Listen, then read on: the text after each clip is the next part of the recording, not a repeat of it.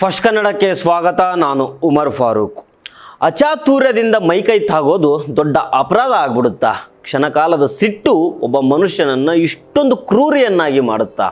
ಹಾಸನ ನಗರದ ಜನತೆ ಇವತ್ತು ಬೆಚ್ಚಿ ಬಿದ್ದಿದ್ದಾರೆ.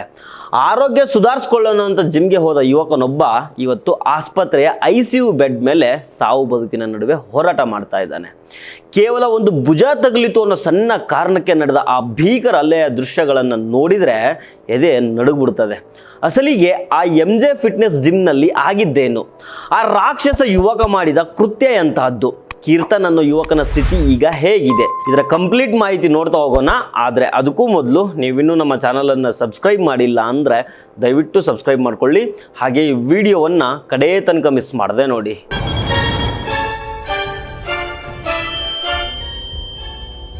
ಹಾಸನ ನಗರದ MJ ಫಿಟ್ನೆಸ್ ಜಿಮ್ಮು. ಪ್ರತಿದಿನದಂತೆ ಅವತ್ತು ಕೂಡ ಅನೇಕ ಯುವಕರು ಅಲ್ಲಿ ವರ್ಕೌಟ್ ಮಾಡ್ತಾ ಇದ್ರು.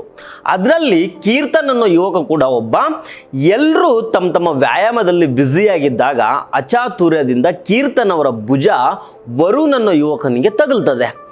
ಜಿಮ್ನಂತಹ ಗಿಜಿಗುಟ್ಟುವ ಜಾಗದಲ್ಲಿ ಇದು ತುಂಬ ಕಾಮನ್ ವಿಚಾರ. ಆದರೆ ಇದನ್ನೇ ನೆಪವಾಗಿಟ್ಕೊಂಡ ವರುಣ್ ಕೀರ್ತನ್ ಮೇಲೆ ಏಕಾಏಕಿ ರೇಗಾಡೋದಕ್ಕೆ ಶುರು ಮಾಡ್ತಾನೆ. ಮಾತಿಗೆ ಮಾತು ಬೆಳೆದಿದೆ. ಅಲ್ಲಿಗೆ ಅದು ಮುಗಿಬೇಕಾಗಿತ್ತು. ಆದರೆ ವರುಣ್ ಒಳಗೆ ಅಡಗಿದ್ದ ಆ ರಾಕ್ಷಸ ಪ್ರವೃತ್ತಿ ಹೊರಗೆ ಬಂದಿತ್ತು. ಈಗ ನೀವು ಪರದೆ ಮೇಲೆ ನೋಡ್ತಾ ಇರುವ ಈ ದೃಶ್ಯಗಳು ಇಡೀ ಮನುಕುಲವೇ ತಲೆ ತಗ್ಸೋ ರೀತಿ ಇದ್ದಾವೆ. ವರುಣ್ ಎಷ್ಟೊಂದು ಕೋಪಗೊಂಡಿದ್ದ ಅಂತಂದ್ರೆ, ಕೀರ್ತನ್ ಏನನ್ನೋ ಹೇಳೋದಕ್ಕೆ ಬರ್ತಾ ಇದ್ದಂಗೆನೆ ಆತನ ತಲೆಗೆ ಬಲವಾಗಿ ಒದ್ದು ಬಿಡ್ತಾನೆ. ಆ ಕಿಕ್ ಎಷ್ಟೊಂದು ಪವರ್ಫುಲ್ ಆಗಿತ್ತಂದ್ರೆ ಕೀರ್ತನ್ ಸ್ಥಳದಲ್ಲೇ ಪ್ರಜ್ಞೆ ತಪ್ಪಿ ಕುಸಿದು ಬೀಳ್ತಾನೆ. ಜಿಮ್ನಲ್ಲಿದ್ದ ಬಾಡಿ ಬಿಲ್ಡಿಂಗ್ ಶಕ್ತಿ ಒಬ್ಬರ ಪ್ರಾಣ ತೆಗೆಯೋದಕ್ಕೆ ಬಳಕೆಯಾದ ರೀತಿ ನಿಜಕ್ಕೂ ಆಘಾತಕಾರಿ. ಅಲ್ಲಿಯೇ ಇದ್ದ ಇತರ ಜನರು ಓಡಿ ಬಂದು ಕೀರ್ತನ್ನ ಹಿಡ್ಕೊಳ್ಳುವಷ್ಟರಲ್ಲಿ ಕಾಲ ಮಿಂಚಿ ಹೋಗಿತ್ತು. ಕೀರ್ತನ್ ಅರೆಕ್ಷಣದಲ್ಲೇ ಪ್ರಜ್ಞಾಹೀನ ಸ್ಥಿತಿಗೆ ತಲುಪಿದ್ದ.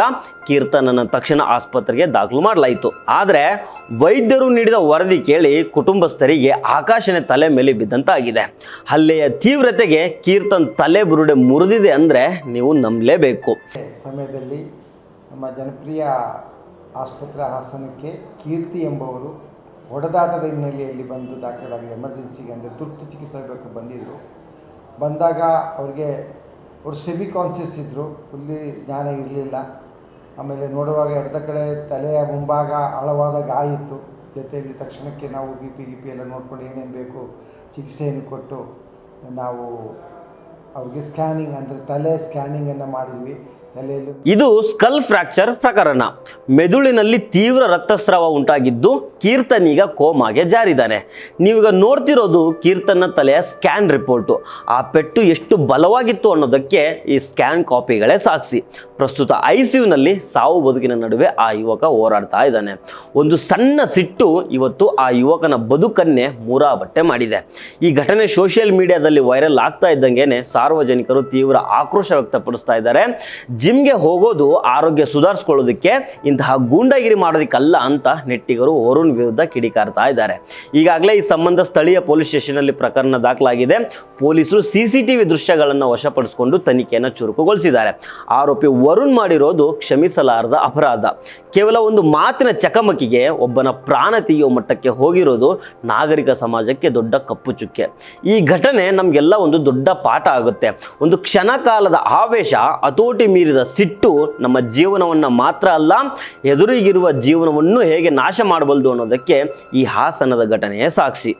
ಜಿಮ್ಗಳಲ್ಲಿ ವರ್ಕೌಟ್ ಮಾಡಿ ಬಾಡಿ ಬೆಳೆಸಿದರೆ ಸಾಕಾಗೋದಿಲ್ಲ, ಮನಸ್ಸಿನ ಮೇಲೆ ಕೂಡ ನಿಗಾ ಇರಬೇಕು. ಇವತ್ತು ಕೀರ್ತನ್ ಮನೆಯವರು ಕಣ್ಣೀರಲ್ಲಿ ಕೈ ತೊಳಿತಾ ಇದ್ದಾರೆ. ಅವರ ಮಗ ಶೀಘ್ರವಾಗಿ ಚೇತರಿಸ್ಕೊಳ್ಳಿ ಅಂತ ನಾವೆಲ್ಲರೂ ಪ್ರಾರ್ಥನೆ ಮಾಡೋಣ.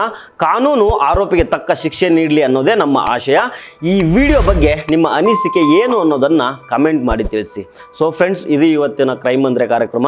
ಮತ್ತೆ ಭೇಟಿ ಆಗ್ತಿರೋಣ. ನಮಸ್ಕಾರ.